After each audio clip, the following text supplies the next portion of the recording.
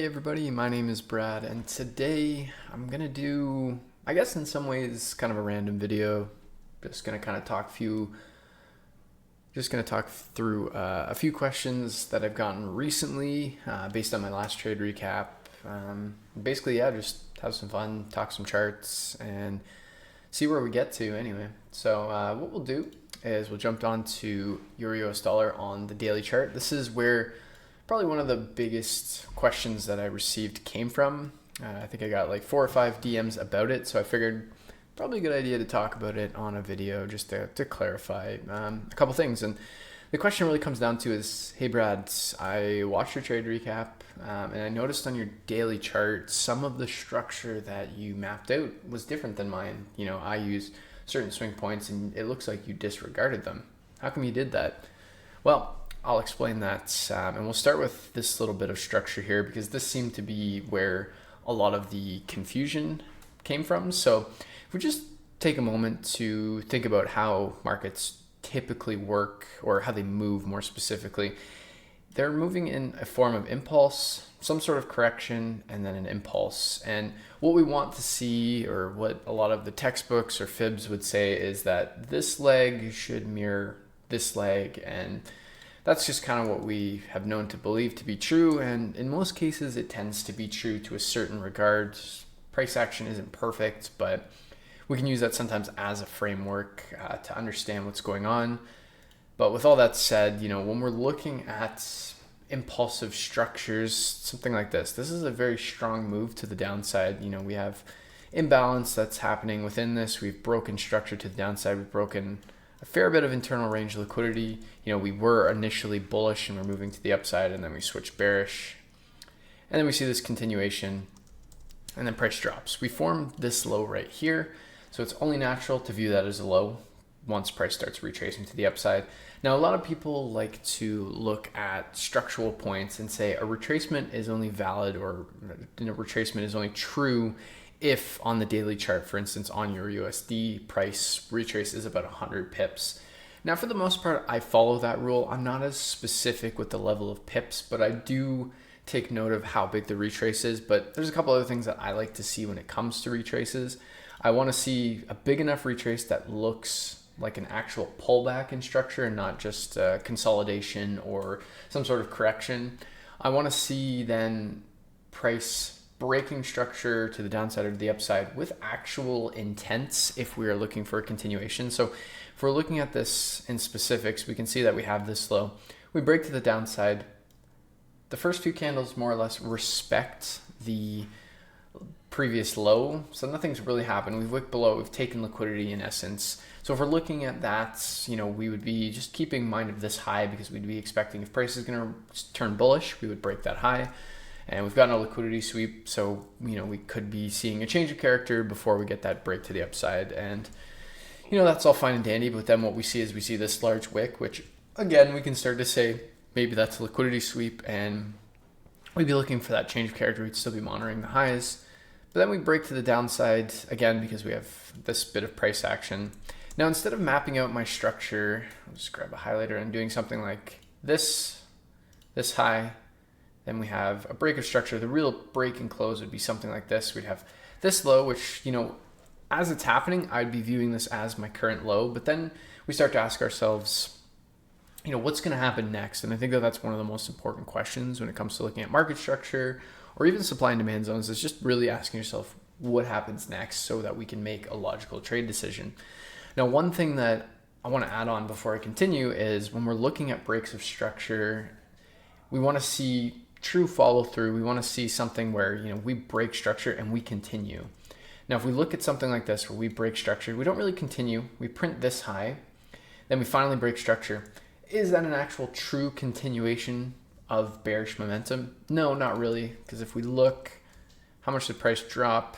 It dropped about 115 pips, 111, 115 pips, you know, which is a sizable move to the downside. But if we're looking at something like this, you know, this is a 300 pip drop, and then we have about 130 pip retrace, and then price drops another roughly 195 pips or something like that. But more specifically, if we're just looking at it from this swing low, and this price doesn't really break it, struggles to break it, and what we see is once it finally does break it, we print this high. Now, what I like to see is when I see structure break, I want to see a true run to the downside and continuation. If not, if I see something more like this, it gives me one of two things. We're seeing that price is more or less struggling to break the low. What we're going to see more often than not is either a change of character to move to the upside or a sweep of liquidity and then a move to the downside, especially if our actual high is this point, because we're not actually using this point. While we might get a change of character, we're not actually getting a break of structure. And I think that's one of the most important things to understand when we're looking at breaks of structures and changes of character. They are very different things. The changes of character give us those early warning signs or those early indications that the trend might be changing and that we might be able to flip our bias or look for a pullback or things like that. But a break of structure starts to give us an actual confirmation that the trend is in fact changing. So if we're looking at this bit of price action, I've seen a lot of people looking at something like this. Price was breaking to the downside. Once we broke here, we switched bullish, and then a lot of people would be looking for buys in that particular area, which there's nothing inherently wrong with that, but this is just something that I've started to really take note of over the last several months on mapping market structure. If we don't get that true continuation, we don't get that true break to the downside in this case that shows momentum, chances are, you're going to get caught with your pants down, so to speak, with market structure, because if we just look, we just barely break the structure, we retrace. So if we're just looking at this, let me take this step back. I'm kind of rambling a little bit, but I want to make sure that I explain this in the best way that I can. So we have this low, we break it just barely, but we don't actually break and close below. We get a reaction, we print this high right here. And what I'll do is we'll just put a highlighter and I'll change it to make it nice and vibrant, make it pink. So we've broken to the downside, struggled to break. We haven't continued. We printed this high, then we move back to the downside. So what this tells me when this sort of phenomena starts to happen is I'm aware of this high that's printed, but not for the reasons of mapping out market structure, but instead I'm asking myself, why did this high get printed in this market, especially given the way price action is? Because if I take a step back and start to ask myself, what's forming? Some of you might cringe when I draw something like this, but we'll just do this. We'll go default, that's fine. We start drawing something like this. What is this? It's trend lines, it's a descending channel. Anyone who's traded patterns, I came from some patterns, I integrated with supply and demand, but that's for a different day. A lot of people would be expecting price to break to the upside and continue and basically create some sort of reversal. And, then we'd be looking for moon vibes, and what we can see is people get caught with the pants down.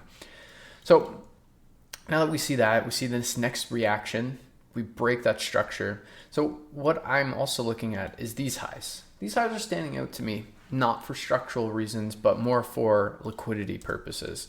This, in essence, is internal range liquidity that's specific to this range in price, this downtrend, this little bit of price action. So what I'm looking at now is, again, we see price break to the downside. We're not breaking and closing below. At least with this bit, we break and close below, but we hardly break and close below. Like we break to the downside and then we immediately retrace with force. So that shows me the bear trend is just not willing or not able to take over. So I'm just going to put this here and then we'll keep that green. Now we'll throw that on too, just to keep it. So this is how a lot of people would have their structure mapped out. And again, there's nothing wrong with it. It's just about how can we clean this up? How can we make this a little bit more easy to navigate? So what I have is, first of all, a bunch of dots, gray, pink, and green. And what they're representing is, potential swing points for structure when we're looking at this downtrend. And the pink ones, of course, could be potential highs within structure, but more specifically, how I'm viewing them are as liquidity points. And what we can see is, obviously, when we're looking at this, we have hindsight on our side at this point to explain this, but as this is happening, I'm still mapping out my structure this way.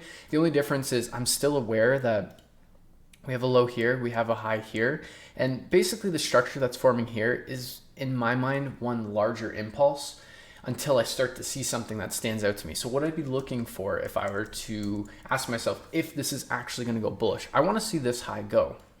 But what I can do is I can start looking at changes of character on the lower time frames and see, okay, we get a change of character. Now, do we follow through to break the structure? Because then that's a more confirmed trend switching from bearish to bullish. But in this case, we don't get that. But what do we do? And this is the most specific part, and this is why I've called out these highs specifically, because if we get a reaction to a level, in this case, a level of structure, and it doesn't actually do what it's supposed to do, which is continue, because we're in a bear trend. We're expecting that when price retraces, we're going to continue to the downside. We have that impulse to the downside, some sort of correction, and then another impulse. We want to see that if we're in a true continuation setting. If not, we might get some sort of complex structure, which is going to throw off a lot of people, but that's okay. Because now when we see a break of structure, we get basically a failed reaction to breaking that structure. We haven't actually closed or broken structure in a tangible way. We're printing highs. What are these highs mostly going to be? They're going to be rated as liquidity. And this is, if we go back to the liquidity videos in the Refine series, this ends up just being trendline liquidity. Now, of course, we have all of this that we could use as trendline liquidity, but what we can see is these ones specifically were created basically for liquidity. When we see structural points, when we see supply and demand zones, we need to ask ourselves, why were these created? Why were these reactions to zones created, or why were these reactions to structures created? Because once we can ask those questions and once we can begin to figure that out, then our trading process becomes a lot more manageable, because we're asking the right questions and reviewing things. Because it's so easy to look at a chart and map out your structure, map out your supply and demand zones, and then basically trade everything without really thinking critically about it. You know, a lot of people are up in arms about discretion, and you shouldn't trade with discretion, but I think you should to a certain degree, because that's what allows you to see this sort of concept being, what are these highs being created for? Because we're not actually getting true structural breaks. Are we reversing? You know, are we going to start moving to the upside? Maybe we are, because now we're starting to see a change of character, move to the upside. You know, we want to see an actual true structure break, because right now all we've done is we've created liquidity. We've swept that liquidity with this. If I just clear up all these squiggly lines, and what we can do is we'll draw in a zone right here. This would be a supply zone, more of a refined supply zone. You can see as it's a doji. What is a doji on a lower time frame? It's a range. What is a range? A range indicates buying and selling in some sort of fair value, which means interest. So we compare that with everything that we're looking at to see that price probably is going to mitigate that and then continue to the downside. So to summarize all of this, although these retraces here, I have a bubble for these particular ones, which we can talk about as well. But in this case, the retraces are pretty small. We're struggling to break structure to the downside. We break it and then we immediately shoot back up. We're not continuing to the downside in a nice trending manner. So basically what I'm doing, or what I'd like to do, is I map out those highs, I map out the lows. I'm still aware of them. I'm still watching them. And I'm asking myself, why are these highs being created when we're still in a downtrend and we're failing to break below tangibly these previous lows? Chances are that those highs are going to be taken as liquidity. What do we see? Price takes those highs as liquidity and then continues to run to the downside. We can take that a little bit of a step further and start just studying the next bit of price action.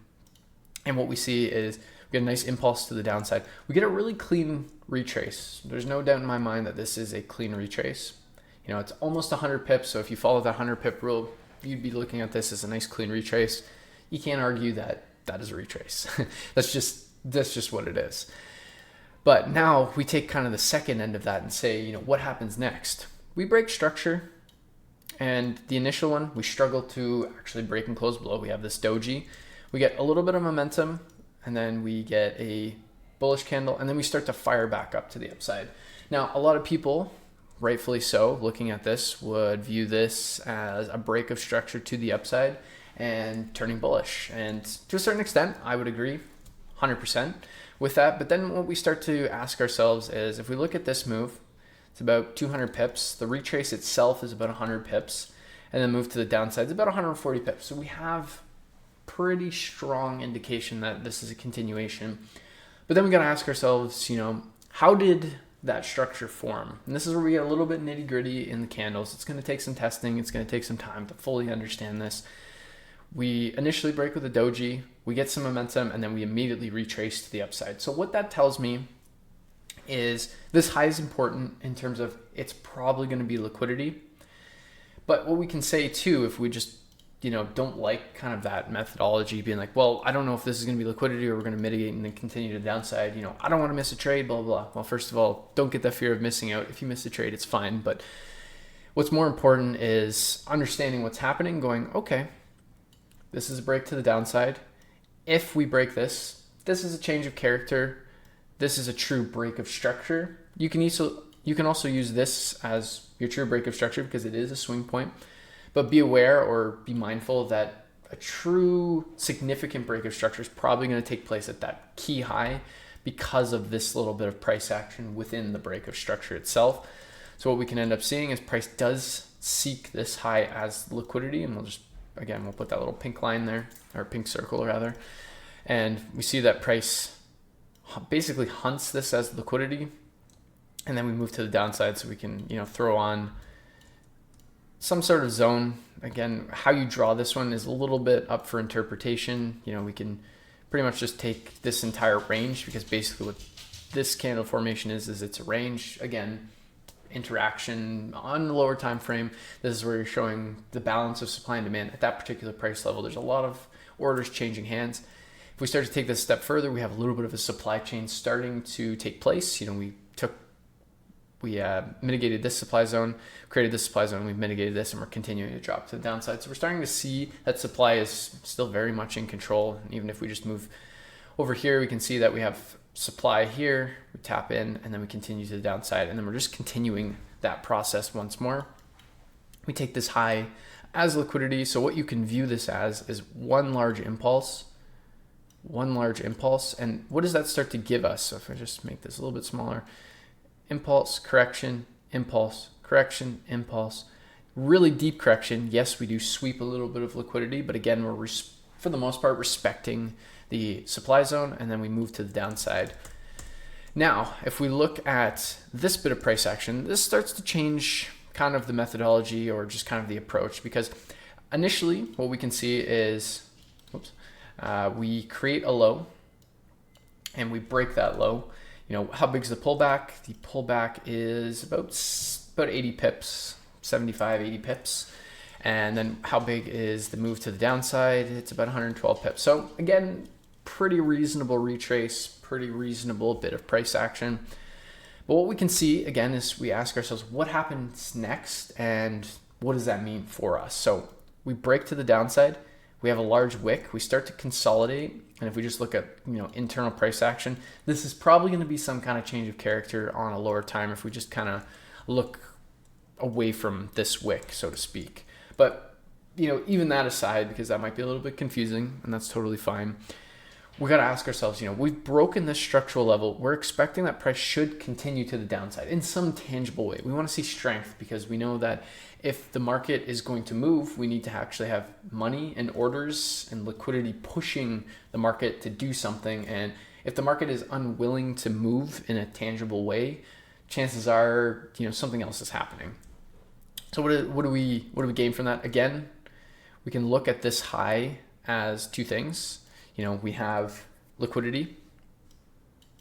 Chances are that because this reaction was so poor and that we really didn't break structure in a really key or tangible way, that this high is probably going to get run as liquidity. But again, when we're looking at this bit of structure, if we're looking at our structural range, we're trading through something like that. If I can draw straight, there's our highest high of the range and our lowest low of the range. We can say that this is now a change of character on the daily chart. So we're starting to see some bit of indication that we're moving to the upside. So what you can see is I do have indication of daily bullish market structure, but I'm still looking at this in a bearish sentiment, because even if we come to the upside, we can take this internal range liquidity, we can tap into something like this POI, and still continue to drop. Why? Because there's a lot of room for that. If we went to the weekly chart, and we talked about this in the previous video, we have this range right here that I drew. There's still a lot of room to move to the downside. We're pretty bearish. And if we look at some structural bits, we broke this low. What did we do? We failed to break initially. We just took the sweep, and we ended up just targeting some liquidity, and then we continued dropping this bit. And this is why this is so powerful, looking at the daily and kind of just looking at things in a different light, because on a weekly chart, we would most definitely use this as one actual impulse. If I just go back down to the daily chart, what we can see is that bit of complex structure that we were looking at is just part of the impulse in the weekly. And what we're able to do without even looking at the weekly chart is we've been able to dissect this move and understand that it wasn't a reversal, it wasn't a change in trend on the daily chart, and it was actually just a part of the impulse on the weekly chart, which is why if we're looking at that, we wouldn't get caught out on this little sweep essentially, or break of structure as it seems on the daily chart, or what it's kind of indicating, because we had this low, we had this high, we had that change of character, we didn't break any tangible structure, because all of that is just part of the impulse. Then we get some sort of retrace, and then we continue on to the downside. So if we're just looking at that from a weekly perspective, that's exactly what I drew earlier to a certain extent. Obviously we had a little bit of structure. Oops. We had a little bit of structure here. So let's just delete that real quick. We were able to dictate that as a little bit of daily structure, which helps us refine some of the levels that we're looking at. And we have this as one full impulse. We had a retrace, and then a full impulse, a really, really deep correction, which is why you could, in theory, almost classify this as one large impulse, or more specifically, even something like this, which if we go back to the weekly chart, that's why that is one big impulse. So basically what this whole process is, and I hope I've conveyed this in a meaningful manner, is that we can look at, say, a daily chart and understand what's happening, what is a break of structure, what isn't a break of structure, and what we're actually just doing is showcasing what the weekly order flow is showcasing. I said showcasing many times there, but we're seeing what the structure is on the weekly chart. We can see that it's very strong bearish. We just have one strong impulsive leg to the downside. And what we're looking at is just one complete leg in price. On the daily, obviously the structure is a little bit more defined, and what that allows us to do through this process is understand what more true structure is and what more fake structure is that's going to be used as liquidity. This might seem a little bit complicated initially, so I hope I've been able to explain this in a meaningful manner, but basically the summary of what I've just kind of explained is when we're breaking structure, we want to be mindful of how we break structure, because if we give some sort of reaction, chances are we're probably going to sweep those reactions, because if we start to see this bit of corrective market structure, I'm going to draw like a descending channel or some sort of channel just to kind of articulate it a little bit, but we're going to create short-term highs, and then we're going to run those highs more than likely, because those highs were created in essence for the sole purpose of being liquidity to fuel the move further, because we know that the market needs liquidity or fuel to move to the upside, to the downside. We need orders to change hands in order for the market to move. That's why the market's moving. So when we think of it in that light, why are certain highs being created? Why are certain lows being created? Why does sometimes structure in some ways seem incredibly confusing? Why in some respects do we have bullish structure being created when we're in bearish structure?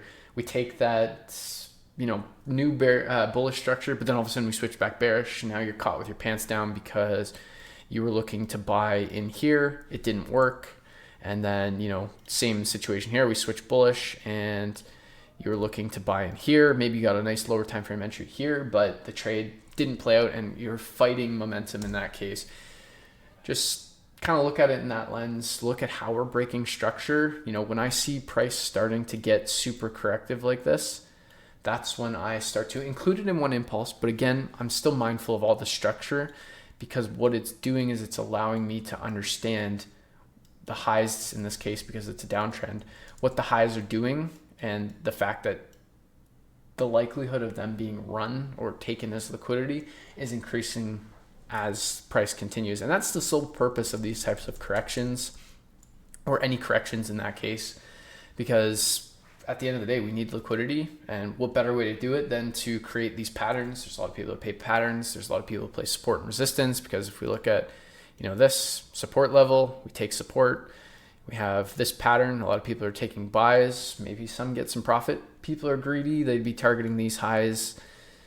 boom, they get taken out, and then people are looking to sell, boom, they get taken out, and then, we all understand liquidity to a certain extent. It's just about looking at it in different lenses. When it comes to your previous trading strategy, some people, feel that they have to totally forget everything that they have done in their trading journey.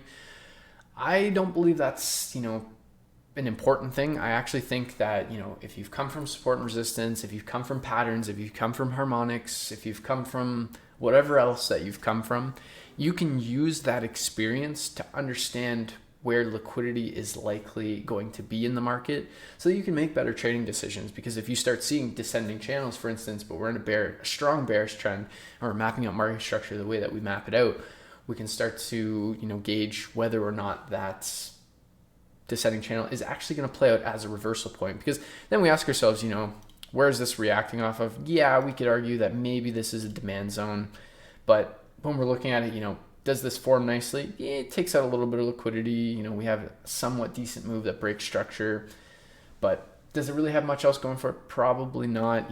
Then we kind of just look at it in a more critical manner. Does this make sense? Does this not make sense? It's all about asking ourselves, what's happening next? Why is this happening? We're always asking those questions. Why? Mark things up in real time as you normally would, but then I think the biggest thing is don't fixate on those markings like they're an end all be all, because sometimes you can mark something and it makes so much sense at that particular moment in time. But as the market is constantly evolving and printing new candles, the story is changing, and we need to pivot with that. We should be in the mindset that, yes, we want to forecast price to a certain extent. We want to have an understanding based on all of our analysis where the market is likely to go, but we can't be so caught in the mindset of, I need to forecast this 1,000 pip move to the upside, that I'm totally not focused on the possibility that price can continue to the downside. What we need to do is be more reactionary to what's happening in the markets, with a little bit of forecasting, of course, because the forecasting does frame our minds and subconscious to understanding where the market could go. But at the end of the day, we need to react to what the market is actually telling us, because as soon as we start forcing our own perspective or bias on the market, that's when trading gets incredibly difficult, because we're no longer trading based on what the market's telling us. We're trading based on what we're trying to tell the market to do. And if you've ever done that, and I'm sure many of you have, it doesn't work. In more cases than not, you're just going to get hit by the market over and over and over again. So I hope that this video was helpful. I'm going to stop waffling, but basically, yeah, just how we can identify structure. This works on all time frames. This is how I view market structure. If we start to see that really corrective behavior, I start to include that all as one impulse. It just makes things a little bit more manageable. It makes things easier to read, because if you're constantly looking at, oh, that's a break structure to the downside, we have this high, we break structure, we break structure. We break structure to the downside. Now we've broken structure to the upside. Now we're bullish. Let's look to buy. Oh, I got spanked out of that. Boom, we break we're in a downtrend again. I'm going to look to sell. Oh, I missed. We didn't quite get into my, point of interest to sell my supply zone. Oh, we broke to the downside. So now I'm going to look to sell here. Oh, I got taken out. We're bullish. Now I'm going to look to buy here. We come to the downside, and the cycle just keeps repeating. Now, if we ask ourselves, how are we breaking structure? How much power are we breaking structure with? Now we can start to ask ourselves, why are these highs or why are these lows being created? And it just opens up a different conversation when we're navigating the charts. So I hope that was helpful.